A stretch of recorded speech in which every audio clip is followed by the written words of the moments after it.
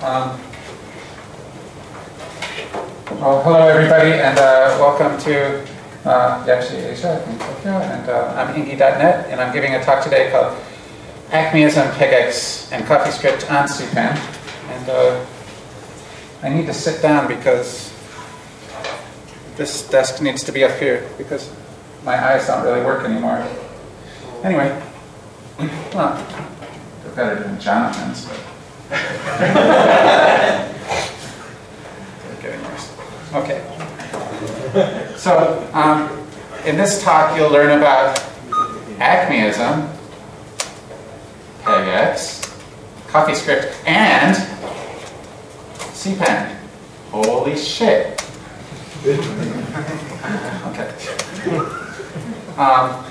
So, I'm Ingy döt, and I'm an American hacker. So, who here is Japanese? Raise your hand. So that's okay. What? I had some way to do this. Who here does not like to raise your hand? Raise your hand. All right. Anyway, it's mostly Japanese people in here, and that's cool. So why would an American come to speak to a bunch of Japanese people? Well, because we're all hackers, duh. And but you know, and why am I even saying that? Well.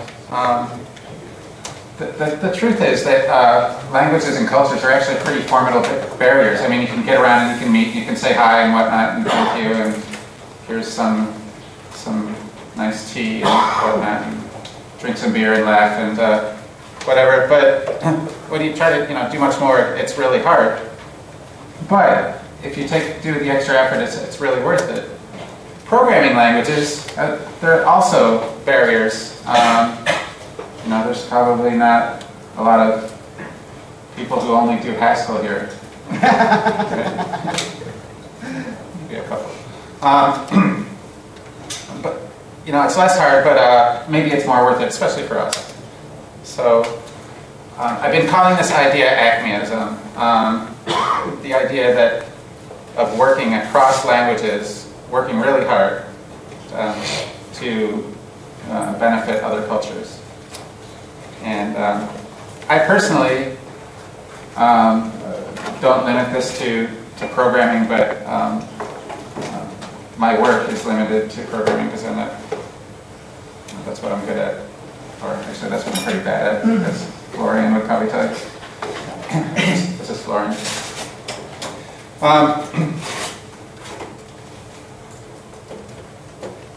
Okay. So what's good about Acmeism? Well, and what is it? It's from just kind of being a cool guy, just like helping people. It's cultural altruism. It's giving gifts, and we know that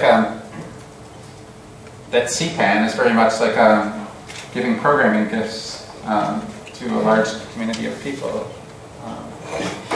But Acmeism is about giving it to all languages.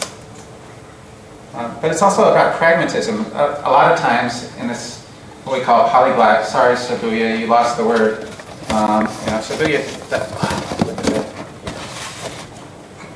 backbone. All right, I'm going to stand up because I like to stand up. But now, can you get another box for the mic? We'll work it out. I'm just kidding. This is going to turn into a big disaster. All right. Okay. Yeah, so,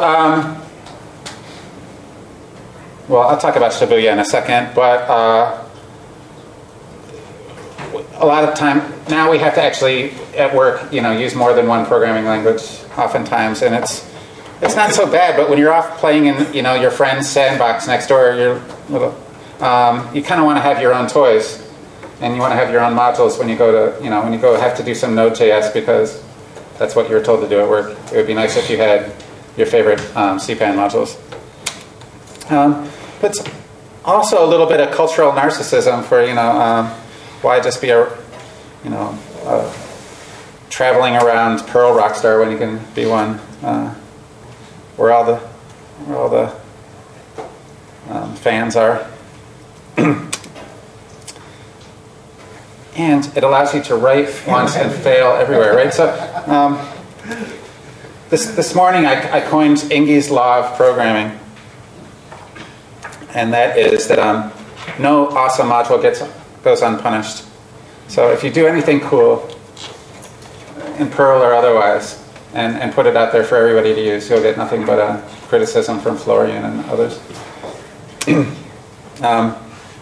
So Acmeism just takes that pain and turns it up to 11 or more. So Acmeism is DRY dry. What's that? Don't repeat yourself. But why? Don't repeat yourself. Don't repeat yourself. Don't repeat yourself. What? Don't repeat yourself. Don't repeat yourself. Don't repeat yourself. But why? Because what I say 7 times is true. Also, it's really fucking boring.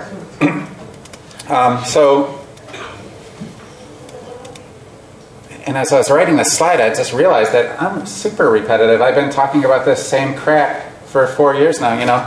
So maybe I really need to take it a step further and apply it to giving talks, the Acmeism of giving talks, of not repeating them. So yeah, so I could just give one talk one time, and it would reach everybody, and then I could, you know, stop boring everybody. So I'm like, well, a good concept like this needs a name. Oh, whenever you start a new project or a new idea, you have to give it a name, and then it's real. Yeah, you know. So I'm into this kind of do something once, put it out everywhere thing. So I came up with preach once, convert crazy youngsters. Pocky! Yeah, so, you know.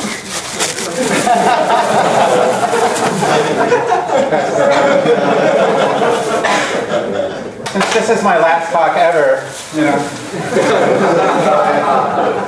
You're not supposed to eat in here, but I've already said shit and stuff like that, so. Sorry, I'm on diet now. Oh, okay.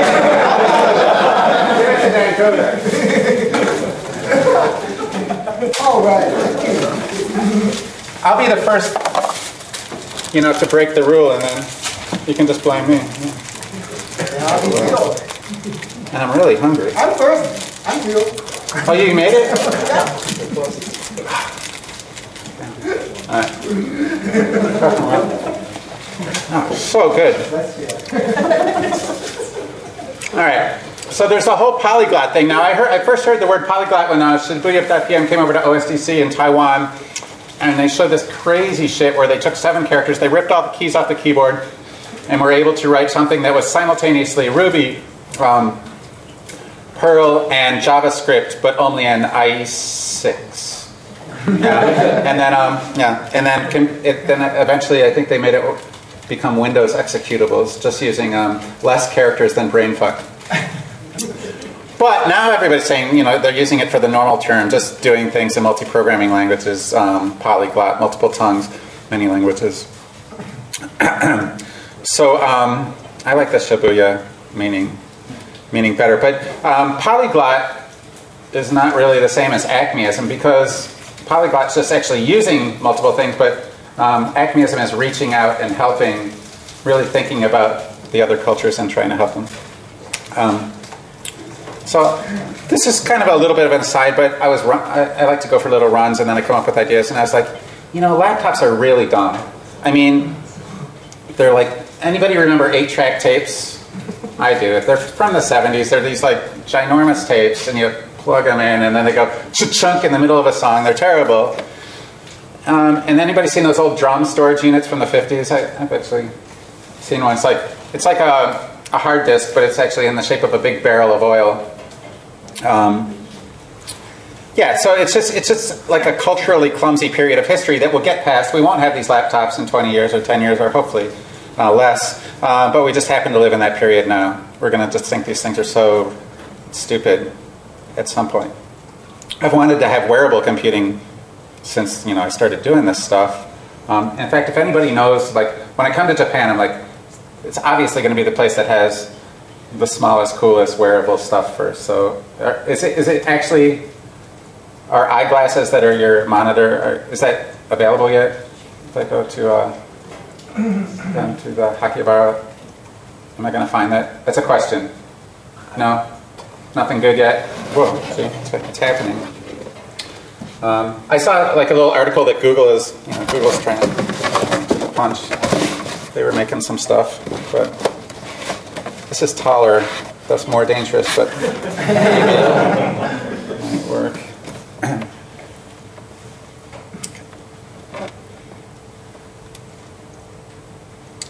Yeah, this is going to go bad. Okay, but programming is also, in that same way, programming is also stupid. It's this thing that where we type in stuff to tell computers what to do. It's just this period in history. It's kind of a long period, but eventually we're going to think, why did people actually do that? And just in the way that we think back of why did people write microcode? Why did people have to, actually, my friend told me that he made a wooden keyboard when he was a kid and had to type in 100 bytes of bootstrapping code every time he turned it on for the thing to boot up, and he had to get it exactly right or it wouldn't work. We don't, abstractions are good, and so I think that's what kind of attracts me to YAML. One of the things I did was create YAML, and it's just it's a language for data, because data kind of lives forever. It's the core minimum thing that you can say, this is my idea, this is my data, do something with it. And eventually, CPAN is making it so that Perl programming is, you just say, use, maybe a subroutine, and you're done, right? We're getting there, and it's just a passing phase, this whole programming thing.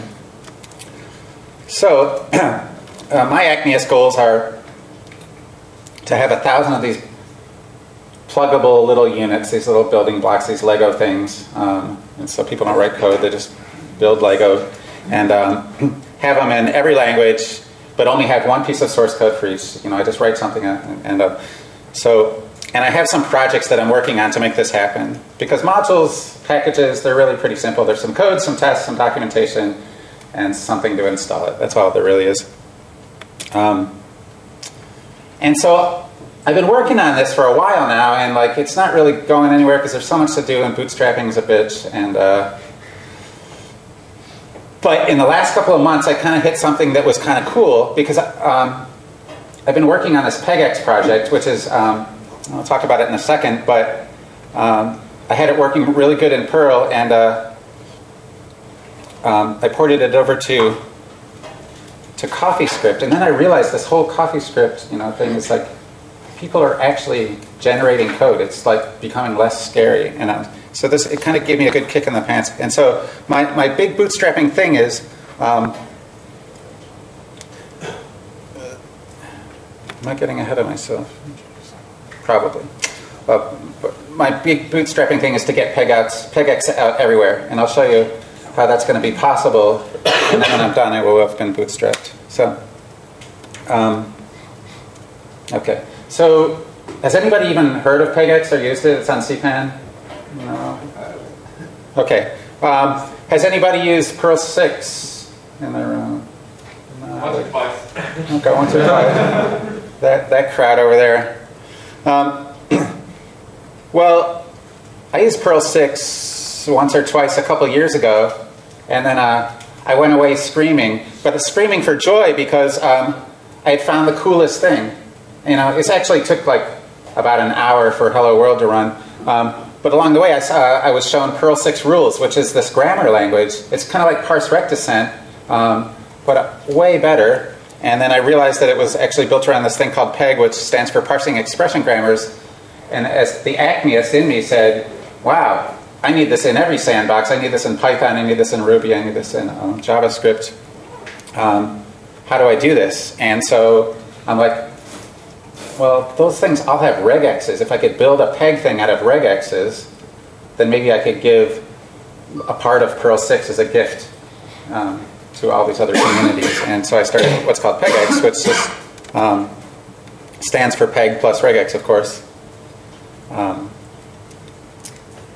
So the idea is, trying trying to think of a good idea. Audrey, anybody know Audrey Tang from the Pro 6 Days? Yeah, she once told me that like Haskell made parsing new languages kind of like writing CGI for Perl programmers. It was that level of abstraction.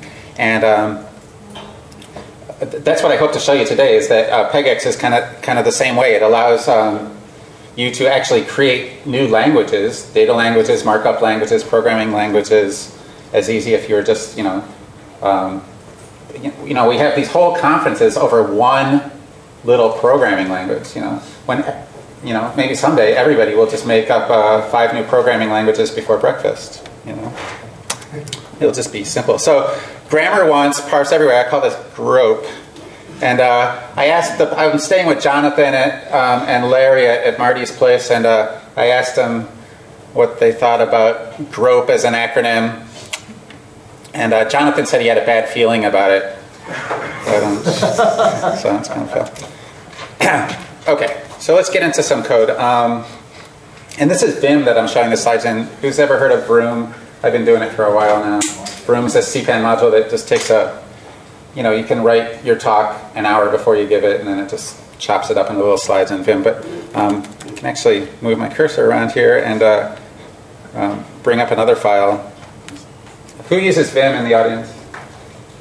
Okay. Only the people who raise their hands who uses Vim. Okay. Same amount. Interesting. So there's who knows the GF command? It allows you to actually cursor over a file name and just hit GF and you just go into it. And this file is actually a directory. So here's a repo of the simplest grammar that I have in Pegex, the JSON. Everybody knows JSON, right? Yeah. So let's take a look at what Pegex looks like. Okay. So we have a couple of declarations saying that the name of the grammar is JSON and this is the version, and then we're done with that. So here's where the rules start. It's a recursive descent, which means top-down, which means you declare the biggest thing, and then you start breaking it down into smaller pieces until you have everything covered, and then it just works. So JSON can just be thought of at the top level as you either have a mapping or a sequence. And those are YAML terms, so you either have a hash or an array. You can't have a scalar at the top level in JSON. And before we say what a map or a sequence is, those are the kind of Acmeist terms that come from YAML. They're kind of more graph theory things than any specific language specific, because YAML was actually, before I even knew what Acmeism was, or made it up actually, was actually one of the first, it was kind of led me into Acmeism because it was Acmeist from the beginning. So a node, which means anything at any point in the graph, can be a map, a sequence, or a scalar. Okay, but now we get down to something a little bit different. What's this? So a mapping is, well, let's not look at, squint your eyes and don't look too close. You can see there's a left curly, any number of pairs separated by commas, and then a right curly. Now, let's look a little bit closer. Unsquint your eyes a little, and you see these, there's actually forward slashes. Those forward slashes are just actually Pegex syntax stolen from Perl that declare a regex at that level. So the thing with Pegex is that everything, when you're parsing, usually the lowest level you're matching a character. In Pegex at the lowest level you're doing a regex. And that actually exposes a lot of power to the language because regexes are pretty powerful. And the bigger they get, the faster they get, because you're doing more in one call across the C Perl barrier, or as it were. Okay, so these curly braces say optional white space. Now, they actually go through a series of transformations where they get turned into this, and then they get turned into this, and you can redefine any of these along the way. What does that mean? 10 minutes left? No. Wait a second. When did we start? Oh, I see what you're saying. There's a 35-minute talk. Well, Yeah, that's pretty interesting. There's that Poppy thing that took too long, doesn't it? Yeah. All right. Well, screw this. Let me show you. This gets turned into. It's just a sugar that actually compiles into a data structure, and here's that data structure in YAML. So let's look up mapping. You see there's a bunch of regexes. Here's the one for numbers.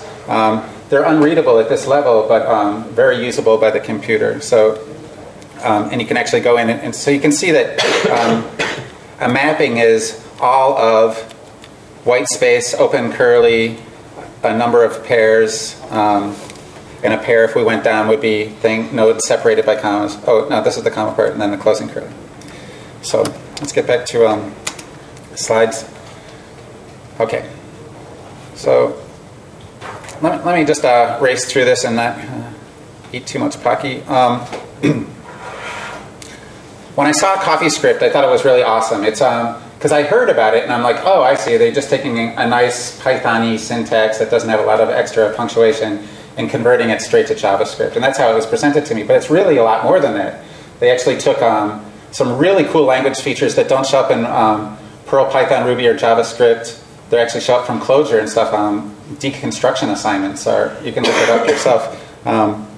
That's really cool. They do. They borrowed this concept of triple quotes. This is here documents in Python, and said, well, we'll do triple slashes for \x regexes. So if you define triple slashes, anything that would be multiple lines. And if I do triple pound signs, that's a comment, a block comment. So that it kind of works out nice. The guy is a pretty decent mini language designer, DSL designer. So the one thing that I pulled out of this is that this would be the perfect syntax for cdent. Well, what is cdent? Well, cdent is my Acmeism programming language where you write a module once and then you upload everywhere. And so what does it look like? Well, it looks like it has a bunch of input syntaxes and a bunch more output syntaxes. So there'll be like it's defined in the middle. You define what it looks like after it's compiled, and then anything that compiles to it is valid cdent, and then it will automatically produce equivalents of about 20 different languages. And it's targeted at the OO type of languages. Okay. So I had this whole Pegex thing on CPAN, and I was using it for a lot of different projects. And so I decided to port it to CoffeeScript, just because I wanted to have it in JavaScript. But after I did that, I realized, holy shit, I got this great big idea. What if I could make this CoffeeScript output Perl? Then I could take the Perl module Pegex, this big framework that's been ported fully with its tests and everything to CoffeeScript, and then I can replace the CPAN version with the output of the CoffeeScript, right? But then instantly it goes to Python, to Ruby, it just multiplies. So that's kind of like, that's where I found the big win. And so this is what I'm really working hard on, and I'm always hope to be further along. I thought I could actually do this today, but still a few problems to sort out. I'm going to skip that. Okay, well the one big problem that's stopping me is that Coffee only really compiles to JS, and it's kind of tightly bound at certain layers. Like, the require isn't like an Acmeism require, it's actually a JavaScript require. It's just, the name goes right across. So there are some adjustments that you have to make. The biggest adjustment is that you actually have to get some static typing at every level, because you can't generate equivalent back-end code in different languages if you don't know what the type signatures of just about everything is. But the good news is we learned from Haskell you can do that pretty implicitly. So I had this thing called Uniscript, which kind of stands for unification script. It also stands for Unicode script. I'm going to take anything that needs a new keyword and make it some funky Unicode character. So I was thinking that maybe I could use the hot springs character for require semantics. So if I wanted to have an Acmeism IOL, I could just say hot springs IOL. I kind of like it. Audrey kind of used to do all of her bullet points instead of asterisk. She had hot springs. It's kind of been the hacker cool symbol choice. 5 minutes left. All right. So there's this thing called JSON-y or JSON-Y, and it's a new language that was created last week. And at this point, I create a new language like every couple weeks. Soon it'll be like several times a day. Everybody will, and we'll just it'll be like Lisp all over again, right? So, but basically it was just MST talking about, he had this new idea. He saw the JSON Pegex grammar, and he's like, kept asking me about it, and he's like, I have this mutation of JSON I want. And he just takes out all the punctuation and has it do something, saying, so basically, foobar baz, this is this. And so we started playing around with it a little bit, and I'm like, I hated it. I thought it was idiotic, but I thought he just didn't take the time to learn YAML, which is pretty close to what he wants anyway, and everybody knows it in all these different languages. And, but that's just me. So I'm just like, well, this would be good. I can just take Pegex to actually turn this into a language in a few hours, and I did that, and now, like a few hours later, there was a grammar that was just an extension, and I had JSON-Y on CPAN, and it would take me like an hour, which I just need a free hour to it, which will happen after I give my talks today, to put it on Node.js, and then once I get that compiler built, it'll just go out everywhere. So, maybe it'll take off. Maybe people like MST's crack-fueled junk. So, here's what a CPAN module looks like mostly. Here's some of the extra things that you see in it. Here's what a Panda module basically looks the same. Perl 6 tries to borrow from Perl 5, or just copy unless there's a really good reason to change. And at the module level, there isn't too much reason to change. And don't correct me until later, Larry. A PyPy module has basically the same parts with different names. Here's an npm module. They had this package.json. We kind of have a meta.yaml. So here's what a cdent module would look like. And actually, I now have Pegex as a cdent module. And so we can look at this. And we're getting close to 1. So that's what it looks like. Now here's the interesting thing. It's a pretty big, it's got a bunch of modules there. And I will give the coup de grace here. So let's blow that up a little.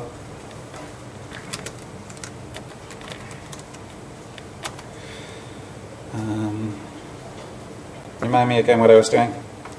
I was going to pegex.cd.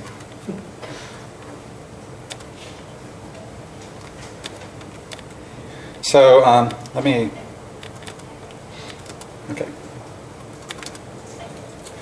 So here is the first cdent module, and it's written in cdent. It has a package.yaml, not a package.json. It's not any specific language. It's not really runnable by anything, but it's all of the data, all of the code that's needed to make soon make a module uploadable in any language.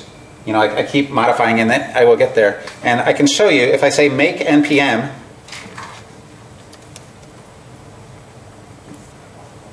I did a bunch of stuff in this make file that actually gave me a subdirectory called npm. And there's nothing in there that I wouldn't have had in my normal npm if I did it by hand. And so I can also say make CPAN, but not today. So that's pretty much all I had to say. I think I'm at about -1 minute now, and time for some questions. That sound good to you? Awesome. Let's do it. Hit me. Well, not really.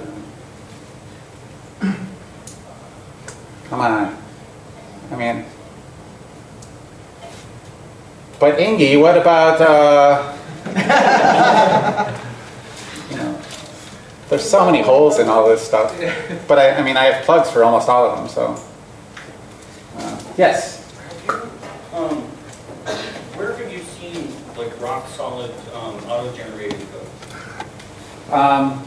Almost all of Node stuff is written in Coffee now, and that's pretty rock solid. But there's also a problem with it.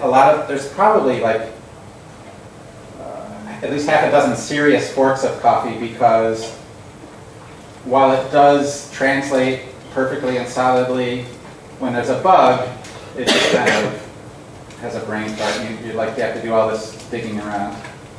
So that was going to be the one thing I was going to say about, people might say, but Ingy, if you're generating code and I have a bug in it, I can't go look in the Perl module or fix it. I have to go find out what generated the Perl module and fix it there. But you already had that problem with excess, right, in Perl. you have to go find the excess code and go through a lot more trouble. So there's already abstractions and generated code for years. And I'm of the thing that, like when I use a module off of CPAN that's new, I follow the synopsis and it either makes me happy or I throw it away. So, you know, I mean, I think that's a fair thing. Is that? Okay. Yeah. But even like in CSS, right? I mean, nobody, in the last year, nobody writes CSS anymore. They write, what are the two competing things, less and, what's the other cooler than less one? Yeah, access. Yeah. So yeah, code generation is catching up, and yeah, hopefully, actually, everybody does my ideas before I do, because I'm not really a big programmer. Rafael can attest to it. So, others, questions? Yes, Dan. Is there any way to apply your Acmeism to something physical like this? What is it? Oh, hockey. Yeah, you generate codes out of codes, right? Yes. Can you generate food out of food, or? Well, I think, you know, of course, but not in my lifetime, probably. But, Not in your lifetime. Okay. But it's worth, yeah, it's worth, I mean, repetition, I went through that whole dry thing as kind of a joke, but, you know, repetition is boring and it does lead to a lot of bugs. So if we can actually automate things, it's useful at so many levels. Yeah, too bad you cannot apply that to physics yet. Well, I think a better question, if I can ask, if I'm Dan. Ingy, what about documentation? Can you just write one set of documentation and then it shows up everywhere in Japanese and English and German and French?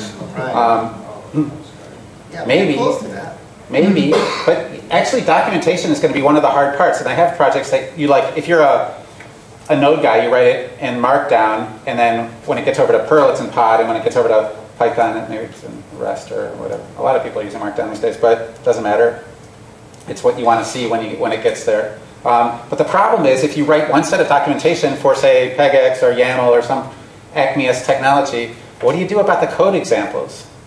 I mean, there's, you know what I mean? They're not. You could write them in CPAN, but then people would have to know about, you know, so it's there's a lot of hard things, but I'd like to get 90% of there and then have everybody like start hating on it, you know, which is the Ingy law of programming. You do something cool and everybody likes you for a day and then hates you for years, you know, because they find all the problems with it. But then eventually they're like, well, I still need it. Like you guys probably, who uses YAML in the room? Who's used it before in their programming? And who's had problems with it or like not liked it? You know, leave your hand up. Yeah, right? I mean, but it's still useful, right? There's times when you like it, times when you hate it. But it can be made better. Anyway, any other questions? Well, thank you very much. Thank you.